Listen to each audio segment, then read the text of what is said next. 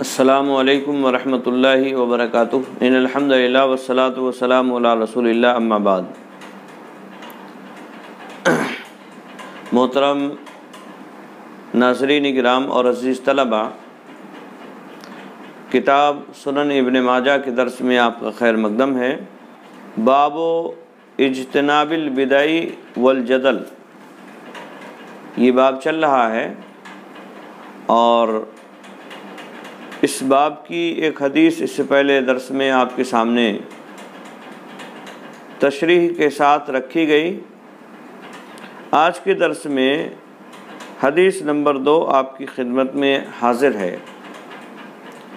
چنانچہ مؤلف کہتے ہیں: حدثنا محمد بن عبید بن میمون المدنی ابو عبید قال حدثنا ابی عن محمد بن جعفر بن ابی کثیر عن موسیٰ بن عقبۃ عن ابی اسحاق عن ابی الاحوص عن عبداللہ بن مسعود رضی اللہ تعالی عنہ ان رسول اللہ صلی اللہ علیہ وسلم قال انما هما اثنان الکلام والہدی فاحسن الکلام کلام اللہ واحسن الہدی ہدی محمد صلی اللہ علیہ وسلم الا وإياكم ومحدثات الامور فإن شر الامور محدثاتها وكل محدثة بدعة وكل بدعة ضلالة الا لا يطولن عليكم الامد فتقسو قلوبكم الا انما هو آت قريب وانما البعيد ما ليس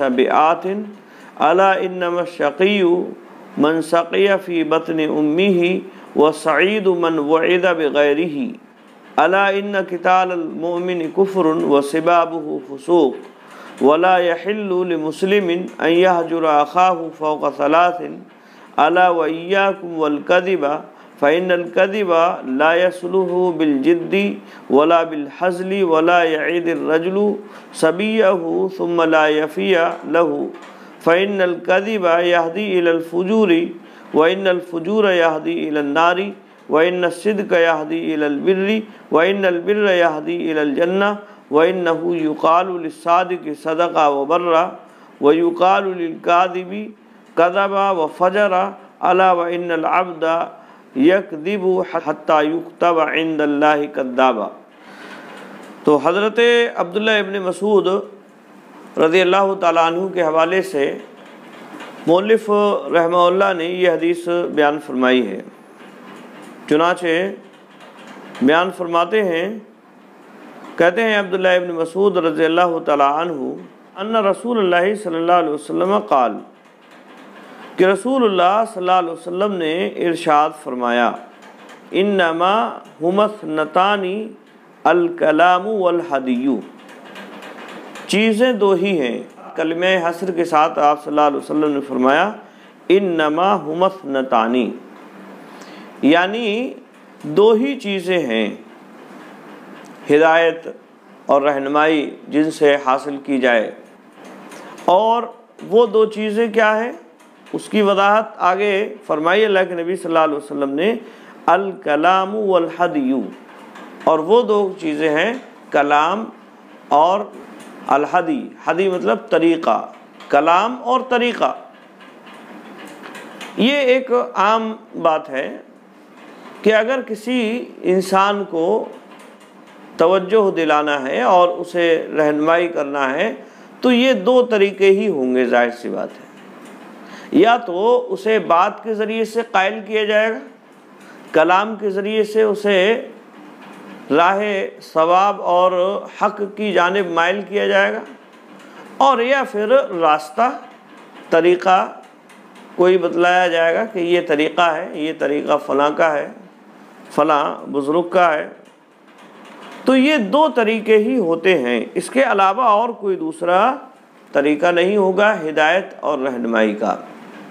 اسی سے متعلق اللہ کے نبی صلی اللہ علیہ وسلم نے بات بیان فرمائی کہ یہ دو ہی طریقے ہیں ہدایت اور رہنمائی کے، اس کے علاوہ اور کوئی تیسرا طریقہ نہیں ہے۔ ہدایت اور رہنمائی انہی دو طریقوں سے کسی بھی انسان کی جا سکتی ہے، یا تو کلام کے ذریعے سے اور یا پھر ہدایت یا رہنمائی وہ کسی کے راستے کو دکھا کر اور بتا کر کہ یہ فلاں کا راستہ ہے تو اس راستے کے ذریعے سے کی جائے گی۔ اب اس کے بعد فرماتے ہیں اللہ کے نبی صلی اللہ علیہ وسلم فَأَحْسَنُ الْكَلَامِ كَلَامُ اللَّهِ، تو بہتر کلاموں میں سب سے اللہ رب العالمین کا کلام ہے، یعنی کلاموں میں سب سے عمدہ کلام اللہ رب العالمین کا کلام ہے، یعنی اللہ رب العالمین کا کلام سب سے عمدہ، سب سے بہتر ہے، اور وہ قرآن مجید ہے۔ یعنی کلاموں میں سب سے عمدہ، سب سے بہتر کلام اللہ رب العالمین کا ہے ہدایت اور رہنمائی حاصل کرنے کے اعتبار سے۔ وَأَحْسَنُ الْحَدِيِّ ہدی محمد صلی اللہ علیہ وسلم، اور طریقوں میں بہتر طریقہ محمد صلی اللہ علیہ وسلم کا طریقہ ہے۔ الکلام، یہ اسی طرح سے الہدی میں جو الف لام ہے وہ جنس کے لیے ہے، وہ جنس کے اعتبار سے بات کہی جا رہی ہے، یعنی جنس کلام میں تمام کلاموں سے بہتر کلام کلام اللہ، یعنی اللہ رب العالمین کا کلام ہے۔ اور ایسے ہی وَأَحْسَنُ الْحَدِيِّ میں جو ہے یہ جنس کے لیے، یعنی اور طریقوں میں، تمام طریقوں میں بہتر طریقہ، عمدہ طریقہ محمد صلی اللہ علیہ وسلم کا ہے۔ یعنی اس بات کی جانب اللہ کے نبی صلی اللہ علیہ وسلم توجہ دلانا چاہ رہے ہیں، اپنی امت کی رہنمائی کرنا چاہ رہے ہیں کہ اگر انہیں ہدایت اور رہنمائی کے لیے کسی کے کلام کو اختیار کرنا ہے یا اسی طرح سے کسی کے راستے کو اختیار کرنا ہے تو وہ اللہ رب العالمین کا کلام یعنی قرآن مجید ہے، اور میرا طریقہ ہے، یعنی میری سنت اور طریقہ ہے۔ تو یہی دو چیزیں ہیں جن کے ذریعے سے ہدایت حاصل کی جائے گی، اور ان دو چیزوں کے علاوہ کوئی اور تیسری چیز ہدایت کا ذریعہ اور سبب نہیں بن سکتی ہے۔ آگے فرمایا حدیث میں الا وَإِيَّاكُمْ وَمُحْدَثَاتِ الْأُمُورِ، الا یہ حرف تنبیہ ہے جو سامع کو، سننے والے کو، جو مخاطب ہے اس کو اپنی جانب متوجہ کرنے کے لیے استعمال کیا جاتا ہے۔ تو الا سنو، تنبیہ کے طور پر سنو، وَإِيَّاكُمْ وَمُحْدَثَاتِ الْأُمُورِ، اپنے آپ کو نئے نئے کاموں سے بچاؤ۔ وَمُحْدَثَاتِ الْأُمُورِ، اس سے پہلے اس کے بارے میں بتلایا جا چکا ہے۔ وَإِيَّاكُمْ وَمُحْدَثَاتِ الْأُمُورِ، اپنے آپ کو نئے نئے کاموں سے بچاؤ، یعنی دین میں نکالی ہوئی نئی نئی باتوں سے اپنے آپ کو بچاؤ۔ محدثات، محدثتن کی جمع ہے جیسا کہ اس سے پہلے بتلایا گیا، اور اس سے مراد دین میں نکالے ہوئے نئے کام جو اجر و ثواب کی امید کے ساتھ نکالے گئے ہیں۔ نبی اکرم صلی اللہ علیہ وسلم یا اسی طرح سے صحابہ اکرام، خلفائے راشدین رضوان اللہ تعالیٰ علیہ مجمعین کے زمانے میں جس کی کوئی نظیر اور مثال نہیں ملتی ہے۔ تو ایسے کام، ایسے امور محدثات میں داخل ہیں، اور ان سے بچنے کے لیے اللہ کے نبی صلی اللہ علیہ وسلم حکم دے رہے ہیں۔ آئی بات میں، اور یہ حکم کیوں دے رہے ہیں، کیوں بچنا ہے ان سے، اس کی وضاحت اس سے پہلے درس میں آپ کے سامنے رکھی جا چکی ہے، لہذا تفصیل میں جانے کی ضرورت نہیں۔ اس کے بعد فرمایا فَإِنَّ شَرَّ الْأُمُورِ مُحْدَثَاتُهَا، بے شک امور میں سب سے بدترین امر محدثاتها، نئے نئے امور ہیں۔ یاد رہے یہاں جو محدثات کہا گیا ہے اس سے محدثات فی الدین مراد، یعنی دین میں جو سب سے بدترین کام شمار کیے جائیں گے وہ نئے نئے کام ہیں، جو نئے ایجاد کیے گئے ہیں، جن کی کوئی مثال سابق میں موجود نہیں۔ اللہ کے نبی صلی اللہ علیہ وسلم نے، صحابہ کرام رضوان اللہ تعالیٰ علیہ مجمعین نے اس کے تعلق سے کچھ بھی نہیں بیان فرمایا ہے۔ وَكُلُّ مُحْدَثَةٍ بِدْعَةٌ، اور ہر نئی چیز بدعات ہے۔ کلو، یا تو ہم جو ہے اسے رفع کے ساتھ پڑھیں، اور ایسی صورت میں فَإِنَّ شَرَّ الْأُمُورِ کا جو محل ہے اس محل پر اس کو عطف مانا جائے گا اور ایسی صورت میں مبتدا بنے گا۔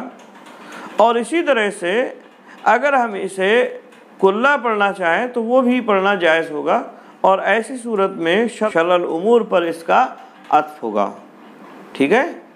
وَكُلَّ مُحْدَثَةٍ بِدْعَةٌ، اور بے شک یقیناً ہر نئی بات بدعت ہے، یہ اس طرح سے ترجمہ ہوگا۔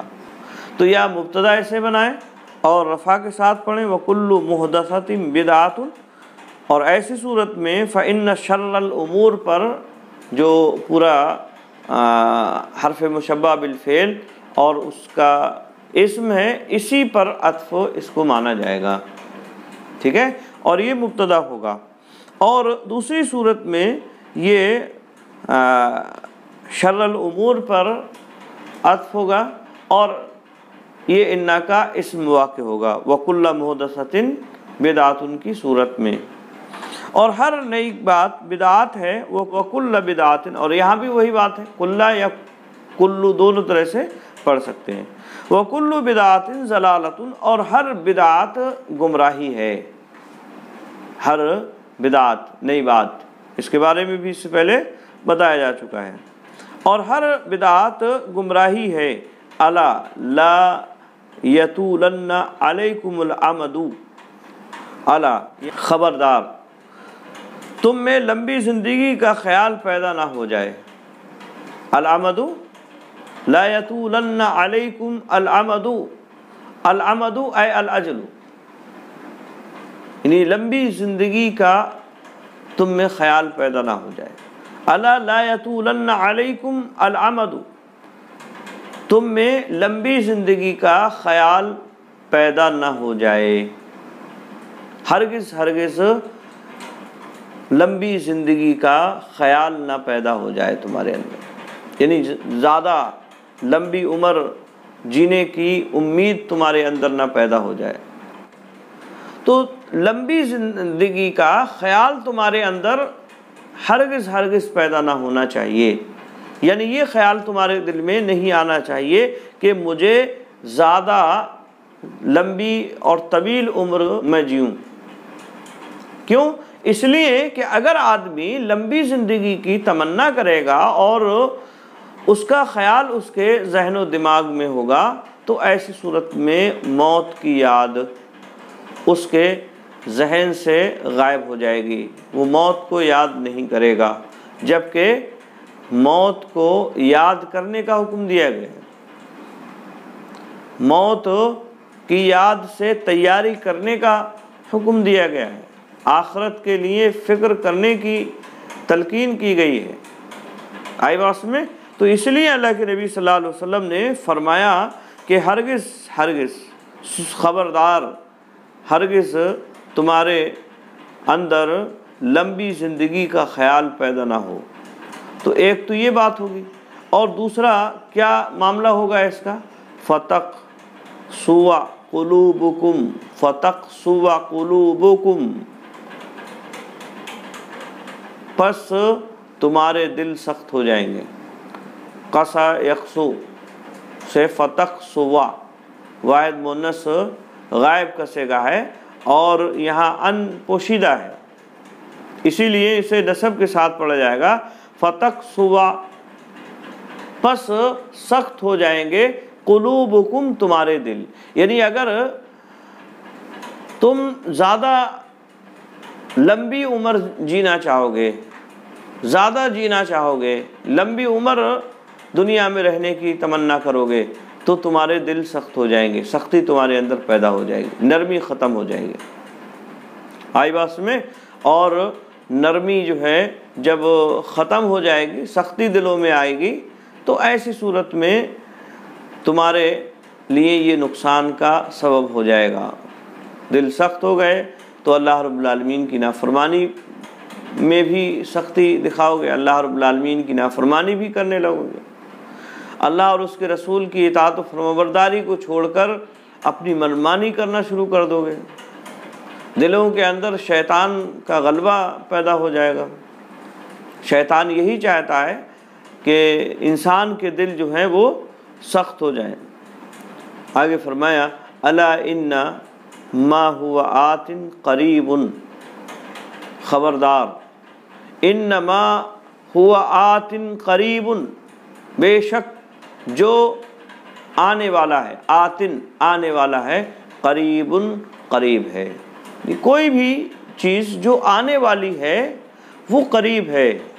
جیسے موت ہے، موت آنے والی ہے یقیناً، اس میں کسی کو شک و شبہ نہیں ہے، اور ہر شخص اس بات پر اتفاق رکھتا ہے کہ موت ایک نہ ایک دن آئے گی، موت ایک نہ ایک دن آ کر رہے گی، انسان اس دنیا سے چلا جائے گا، اور ایک زمانے سے اسی طرز پر یہ طریقہ چلا آ رہا ہے۔ تو موت آنے والی ہے، اور ہر آنے والی چیز قریب ہوتی ہے، لہذا قریب سمجھ کے اس کے ساتھ اسی زندگی کو اسی کے اعتبار سے ڈھالنے کی کوشش کرو۔ انما ہوا آت قریب، یقیناً جو چیز آنے والی ہے وہ قریب ہے، موت آنے والی ہے لہذا موت قریب ہے، لہذا موت کو نظر انداز مت کرو، نیکیاں کر کے آخرت کی فکر کر لو۔ دل سخت ہو گئے تو یہ ساری چیزیں دلوں میں نہیں پیدا ہو پائیں گی۔ وَإِنَّ وَالْبَعِيدُ مَا لَيْسَ بِآتٍ، اور بعید دور وہ ہے جو آنے والا نہیں، دور تو وہ ہے جو آنے والا نہیں ہے، جو آنے والا نہیں ہے تو وہ ایک طرح سے دور اور دور ہوتا ہی چلا جاتا ہے۔ جیسے مان لیجیے انسان کا بچپنا ہے، اب یہ آنے والا نہیں تو یہ دور ہے، اور ہر لمحہ ہر آن یہ دور ہی دور چلا جاتا ہے، قریب نہیں آتا ہے۔ تو آپ نے فرمایا انما البعید ما لیس بآت، بے شک یقیناً دور وہ ہے جو آنے والا نہیں ہے۔ الا انما الشقی من سقی فی بطن امہ، سقی مطلب بد نصیب، بدبخت، ٹھیک ہے۔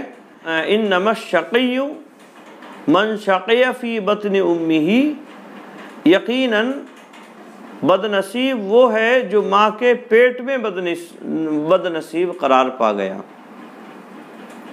من سقی فی بطن امہ، جو ماں کے پیٹ میں بد نصیب ہو گیا، ٹھیک ہے۔ بد نصیب وہ ہے جو ماں کے پیٹ میں بد نصیب ہو گیا ہے، یعنی اس کے تعلق سے پہلے ہی لکھا جا چکا ہے کہ یہ بد نصیب ہے۔ تقدیر کا مسئلہ گویا کہ اللہ کے نبی صلی اللہ علیہ وسلم سمجھا رہے ہیں کہ بد نصیب وہ ہے جو بد نصیب لکھ دیا گیا ہے اللہ رب العالمین کی کتاب میں، جس کے بارے میں لکھا جا چکا ہے کہ یہ بد نصیب ہے۔ آئی بات میں اللہ نے اپنے علم کے وجہ سے، اپنے علم کی بنیاد پر پہلے ہی تمام چیزوں کو جان لیا ہے، اور اسی کے اعتبار سے لکھ دیا ہے کہ یہ بد نصیب ہے اور یہ خوش نصیب ہے۔ وَالسَّعِيدُ مَنْ وُعِظَ بِغَيْرِهِ، اور نیک بخت، سعید مطلب نیک بخت۔ وَالسَّعِيدُ مَنْ، اور سعید یا نیک بخت وہ ہے من وُعِظَ بِغَيْرِهِ، جو نصیحت حاصل کرتا ہے کسی دوسرے سے۔ وعظہ واعظ کرنا ہوتا ہے، واعظ کیا جاتا ہے، وعظہ مجہول کا صیغہ ہے، من وعظہ واعظ کیا جاتا ہے، بغیر ہی اپنے علاوہ کے ذریعے سے، یعنی دوسری چیزوں کو دیکھ کر، دوسرے لوگوں کو دیکھ کر وہ نصیحت و عبرت حاصل کرتا ہے۔ تو نیک وقت وہ ہے جو دوسروں کے ذریعے سے نصیحت اور عبرت حاصل کرتا ہے، دوسری چیزوں کو نظر میں رکھتے ہوئے وہ نصیحت اور عبرت حاصل کرتا ہے۔ الا ان قتال المؤمن کفر وسبابہ فسوق، خبردار، یقیناً مومن کا قتل کرنا کفر ہے، وسبابہ فسوق، اور اس کو گالی دینا یہ فسوق ہے، نافرمانی کی بات ہے۔ یعنی مومن کو کوئی قتل کر دے رہا ہے تو گویا کہ اس نے کفریہ کام کیا ہے۔ یہ حدیث، یہ ٹکڑا حدیث کا بظاہر اس بات کی وضاحت کر رہا ہے کہ گناہ کبیرہ کا ارتکاب، ظاہر سی بات ہے مومن کو قتل کرنا یہ گناہ کبیرہ ہے، بڑے گناہ میں یہ داخل ہوگا۔ تو گناہ کبیرہ کا ارتکاب یہ کفر ہے، یہ حدیث بظاہر اس بات کی دلیل ہے۔ اور خوارج وغیرہ اسی جیسی احادیث سے استدلال کرتے ہیں اور کہتے ہیں کہ گناہ کبیرہ کا ارتکاب کرنا یہ کفر ہے۔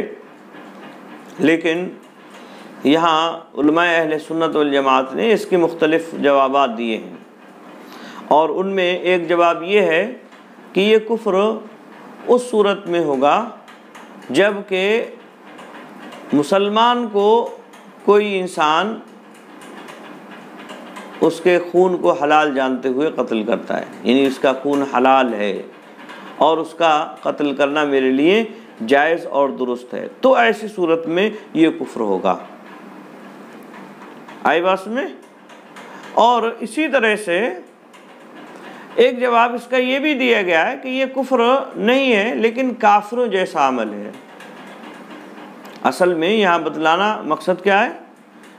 کفر کا مطلب ہے یعنی یہ کافروں جیسا عمل ہے، کیونکہ کافر ہی کسی مسلمان کو قتل کر سکتا ہے، کوئی مومن اور مسلمان کسی دوسرے مسلمان کو قتل نہیں کرے گا۔ آئی بات میں؟ تو یہ مختلف جواب اس کے دیے گئے ہیں، اس کے علاوہ بھی اور بھی جواب دیے گئے ہیں۔ تو بنیادی اعتبار سے یہ کہا گیا کہ ایک تو یہ اس صورت پر محمول کیا جائے گا جب آدمی کسی مسلمان کے قتل کو حلال جانتے ہوئے کرتا ہے، اور ایسی صورت میں یہ کفر ہوگا۔ ظاہر سی بات ہے مسلمان کے قتل کو حلال سمجھنا یہ ظاہر سی بات ہے کفر ہے، اور یہ کہ کفر کا کام ہے یہ، یعنی مسلمان کو قتل کرنا کفریہ اعمال میں سے ہے یا کافروں جیسے اعمال میں سے ہے۔ وَسِبَابُهُ فُسُوقٌ، اور اس کو گالی دینا یہ فسوق ہے، یعنی گناہ کا سبب ہے۔ آگے فرمایا وَلَا يَحِلُّ لِمُسْلِمٍ أَن يَهْجُرَ أَخَاهُ فَوْقَ ثَلَاثٍ، اور حلال نہیں ہے لمسلمن کسی مسلمان کے لیے أن يَهْجُرَ أَخَاهُ فَوْقَ ثَلَاثٍ کہ وہ اپنے بھائی کو یعنی دوسرے مسلمان بھائی کو 3 دن سے زائد چھوڑ دے۔ أن يَهْجُرَ، حجر یحجرو کا مطلب ہوتا ہے چھوڑ دینا، یعنی بات نہ کرنا، قطع تعلق کرنا۔ أن يَهْجُرَ أَخَاهُ کہ وہ قطع تعلق کر لے اپنے بھائی سے، فوق 3 3 دن سے زائد، یعنی 3 دن سے زائد اپنے کسی مسلمان بھائی سے قطع تعلق کر لے، یہ کسی مسلمان کے لیے جائز نہیں ہے، حلال نہیں ہے۔ یہ دنیاوی معاملات کے اعتبار سے بات ہوگی، یعنی اگر کوئی دنیاوی اعتبار سے کسی کے ساتھ کوئی زیادتی کر دیتا ہے تو 3 دن تک ایک مسلمان کو دوسرے مسلمان سے قطع تعلق کی اجازت ہے، یعنی 3 دن تک وہ اس سے بات نہ کرے تو اس کے لیے جائز اور درست ہوگا، لیکن 3 دن سے زائد قطع تعلق کرنا یہ درست بات نہیں ہوگی۔ ہاں اگر کوئی دینی مسئلہ ہے، دینی سبب سے قطع تعلق کیا جا رہا ہے تو 3 دن سے زائد بھی قطع تعلق کیا جا سکتا ہے، جیسا کہ خود نبی اکرم صلی اللہ علیہ وسلم نے ازواج مطہرات سے 1 مہینے کا ایلا کیا، یا اسی طرح سے جو جنگ میں پیچھے چھوٹ جانے والے 3 صحابہ کرام تھے، 50 دن تک اللہ کے نبی صلی اللہ علیہ وسلم نے خود ان کا بائیکاٹ کیا، یا اسی طرح سے اس سے پہلے جو روایات گزری حضرت عبداللہ ابن مغفل رضی اللہ تعالیٰ عنہ کے حوالے سے، انہوں نے اپنے بھتیجے سے بھی قطع تعلق کر لیا تھا۔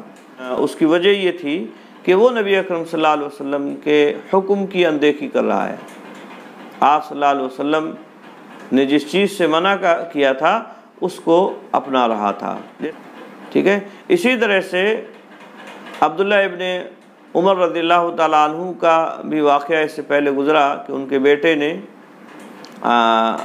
اپنی گھر کی عورتوں کو مسجد میں جانے سے روکا، تو ان کے والد نے انہیں حدیث بیان فرمائی، وہ نہیں مانے تو انہوں نے کہا کہ میں تجھے اللہ کے نبی صلی اللہ علیہ وسلم کی حدیث سنا رہا ہوں اور پھر بھی تم اپنے عمل پر قائم ہو اور اسے چھوڑنے کے لیے تیار نہیں ہو، اس پر اصرار کر رہے ہو، میں تم سے کبھی بات نہیں کروں گا. تو انہوں نے بھی اس طرح سے بات نہیں کی. تو بہرحال کوئی اگر دینی مسئلہ ہے تو قطع تعلق کیا جا سکتا ہے. دنیاوی معاملہ ہے تو 3 دن سے زائد قطع تعلق کرنا یہ درست نہیں ہوگا، کیونکہ انسان ہونے کے ناطے سے کبھی کبھی کوئی نہ کوئی اس طرح کی بات آپس میں ہو جایا کرتی ہے. اسی طرح سے آگے فرمایا اللہ کے نبی صلی اللہ علیہ وسلم نے الا وَإِيَّاكُمْ وَالْكَذِبَ، خبردار اپنے آپ کو جھوٹ سے بچاؤ. وَإِيَّاكُمْ وَالْكَذِبَ، اپنے آپ کو جھوٹ سے بچاؤ. کذبن، جھوٹ، ایسی بات جو خلاف واقع ہو، حقیقت کے برخلاف ہو، ایسی بات کا اظہار کرنا جو حقیقت کے خلاف ہو، جسے جھوٹ کہا جاتا ہے. الا وَإِيَّاكُمْ وَالْكَذِبَ، خبردار اپنے آپ کو جھوٹ سے بچاؤ. فَإِنَّ الْكَذِبَ لَا يَصْلُحُ بِالْجِدِّ وَلَا بِالْهَزْلِ، یقیناً جھوٹ درست نہیں. لا يصلح درست نہیں، صلح يصلح درست ہونا، تو اسی سے لا يصلح درست نہیں ہوتا ہے. بالجد، سنجیدگی میں، جدن سنجیدگی کو کہتے ہیں، یعنی سنجیدگی میں کوئی آدمی جھوٹ بولے تو یہ بھی جائز نہیں ہے. ولا بالحزل، اور حزل یہ جد کی ضد ہے، جدن کی یہ ضد ہے، یعنی اس کے الٹ ہے. جدن مطلب سنجیدگی اور حزل مطلب مذاق، غیر سنجیدگی. تو جھوٹ یہ درست نہیں ہے سنجیدگی میں، ولا بالحزل، اور نہ ہی مذاق میں. یعنی جھوٹ کسی بھی صورت جائز اور درست نہیں، نہ سنجیدگی میں درست ہے اور نہ ہی یہ ہنسی اور مذاق میں درست ہے. کوئی مذاق میں بھی جھوٹ بولتا ہے تو یہ اس کے لیے جائز اور درست نہیں ہے. ولا یعد الرجل صبیہ، ولا یعد الرجل صبیہ، اور وعدہ نہ کرے. وعدہ یعید سے ولا یعد الرجل، نفی نہیں کا صیغہ ہے، یا نفی بمعنی نہیں ہوگا، ٹھیک ہے. ولا یعد الرجل، اور وعدہ نہ کرے آدمی صبیہ، اپنے بچے سے. ثم لا یفی لہ، پھر وہ اس کو پورا نہ کرتا ہو. یعنی کوئی ایسا وعدہ آدمی اپنے بچے سے نہ کرے جو وہ بعد میں پورا نہ کر سکتا ہو. کوئی بھی وعدہ کرنا ہے تو ایسا ہی وعدہ کرے حتیٰ کہ اپنے بچے سے بھی جس کو وہ پورا کر سکتا ہو. کوئی ایسا وعدہ کرنا یہ درست نہیں ہے کسی آدمی کے لیے، کسی انسان کے لیے جو وہ پورا نہیں کر سکتا ہے. فَإِنَّ الْكَذِبَ يَهْدِي إِلَى الْفُجُورِ، یقیناً جھوٹ رہنمائی کرتا ہے، لے جاتا ہے، إِلَى الْفُجُورِ، فجور کی جانب. فجور گناہ، بدکاری. تو یقیناً جھوٹ گناہ کی جانب لے جاتا ہے، فجور کی جانب لے جاتا ہے. فَإِنَّ الْفُجُورَ يَهْدِي إِلَى النَّارِ، اور یقیناً فجور گناہ، معصیت، یہ رہنمائی کرتی ہے جہنم کی جانب. وَإِنَّ الصِّدْقَ يَهْدِي إِلَى الْبِرِّ، اور صدق، سچ بولنا، یہ رہنمائی کرتی ہے نیکی کی طرف، البر، بر کی جانب. اور بر کا مطلب ہوتا ہے، یہ ایک جامع لفظ ہے جس میں ہر طرح کی بھلائی شامل ہوگی. یا اسی طرح سے بر سے مراد ایسا کام جس میں کسی بھی طرح کی کوئی برائی، ایسا نیک کام جس میں کسی بھی طرح کی کوئی برائی شامل نہ ہو. ٹھیک ہے. تو سچائی یا سچ بولنا یہ رہنمائی کرتا ہے بر کی جانب، الی البر، بر کی جانب یہ رہنمائی کرتا ہے. وَإِنَّ الْبِرَّ يَهْدِي إِلَى الْجَنَّةِ، اور بر یعنی نیکی، بھلائی، یہ رہنمائی کرتی ہے جنت کی، یعنی جنت میں لے جانے والی۔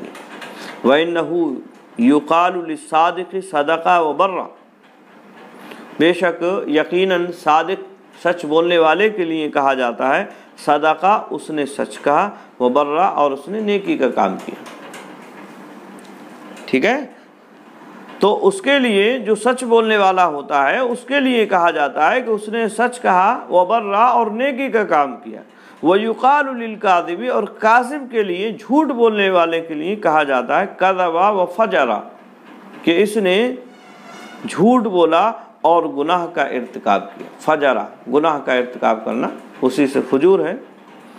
تو جھوٹے کے لیے کہا جاتا ہے کہ اس نے جھوٹ بولا اور گناہ کمایا ہے اس نے، یعنی کوئی آدمی سچ بولتا ہے تو اس کی تعریف کی جاتی ہے، اور یہ کہا جاتا ہے کہ اس نے سچ کہا ہے اور اس نے نیکی کمائی ہے۔ اور اس کے مقابلے میں جو جھوٹا ہوتا ہے اس کے بارے میں یہ کہا جاتا ہے کہ اس نے برا کام کیا اور اس نے جھوٹ کہا ہے۔ الا وان العبد یکذب حتی یکتب عند اللہ کذابا، خبردار، یقیناً بندہ جھوٹ بولتا ہے یہاں تک کہ اللہ کے نزدیک اسے کذاب لکھ دیا جاتا ہے، بہت بڑا جھوٹا اسے جو ہے لکھ دیا جاتا ہے۔ آئی بات میں؟ تو اللہ رب العالمین کے یہاں اس کو اللہ کی کتاب میں اسے جھوٹا لکھ دیا جاتا ہے اور اسے جھوٹوں میں شمار کیا جاتا ہے۔ تو یہ طویل حدیث مؤلف نے اس باب میں بیان فرمائی، اور اس میں جو محل شاہد ہے وہ ابتدائی میں اللہ کے نبی صلی اللہ علیہ وسلم نے بیان فرمایا، یعنی محدثات سے بچنے کا جو حکم دیا ہے، اور یہ فرمایا ہے کہ تمام نئی باتیں یہ بدعات ہیں، اور بدعات یہ گمراہی ہے جو جہنم میں لے جانے کا سبب ہے۔ آئی بات میں؟ تو یاد رہے یہ حدیث سند کے اعتبار سے ضعیف ہے، کیونکہ اس میں جو پہلے ہی راوی ہیں محمد بن عبید بن میمون المدنی ابو عبید، تو ان کے بارے میں حافظ ابن حبان رحمہ اللہ فرماتے ہیں ربما اخطا، یہ بسا اوقات غلطی کرتے ہیں۔ اسی طرح سے حافظ ابن حجر رحمۃ اللہ علیہ نے ان کے بارے میں فرمائے صدوق یخطی، سچے تو ہیں لیکن کبھی کبھی یہ غلطی کر جاتے ہیں۔ تو ایک معاملہ تو یہ ہوا کہ یہ محمد بن عبید بن میمون المدنی ابو عبید جو ہیں یہ غلطی کر جایا کرتے ہیں۔ اسی طرح سے ان کے والد عبید بن میمون جن سے یہ روایت کر رہے ہیں یہ مجہول ہیں، چنانچہ ابو حاتم رحمہ اللہ نے فرمایا ان کے بارے میں مجہول، یہ مجہول راوی۔ اسی طرح سے حافظ ابن حجر رحمۃ اللہ علیہ نے ان کے بارے میں فرمایا مستور، یہ مستور ہیں، یہ بھی مجہول ہی کی طرح سے ہوتا ہے۔ تو بہرحال یہ ایک جرح ہوئی، اور اسی طرح سے اس میں ایک اور راوی ہیں ابو اسحاق جو راوی ہیں یہ مدلس راوی ہیں، اور مدلس کا ان کے ذریعے سے روایت کرنا یہ بھی ضعف کا سبب ہوتا ہے۔ تو اس اعتبار سے بھی یہ روایت ضعیف ہے، مدلس راوی چونکہ ہے ابو اسحاق، اور یہ ابل احوص سے ان کے ذریعے سے روایت کر رہے ہیں، لہذا یہ روایت ضعیف ہے۔ لیکن یاد رہے اکثر و بیشتر اس حدیث کے جو مشتملات ہیں، یعنی اس کے اندر جو باتیں بیان کی گئی ہیں وہ دوسری صحیح احادیث سے ثابت ہیں۔ ٹھیک ہے، یعنی اس حدیث میں جو بیان کیا گیا ہے اللہ کے نبی صلی اللہ علیہ وسلم کے تعلق سے جو باتیں بیان کی گئی ہیں، ان میں سے اکثر و بیشتر باتیں دوسری احادیث صحیح احادیث سے ثابت ہیں، دوسری صحیح احادیث سے ثابت ہے۔ آئی بات میں؟ ہاں، اسی لیے اس کی تشریح آپ کے سامنے رکھی گئی۔ امید ہے بات سمجھ میں آ گئی ہوگی۔ آج کے لیے بس اتنا ہی۔ السلام علیکم ورحمۃ اللہ وبرکاتہ۔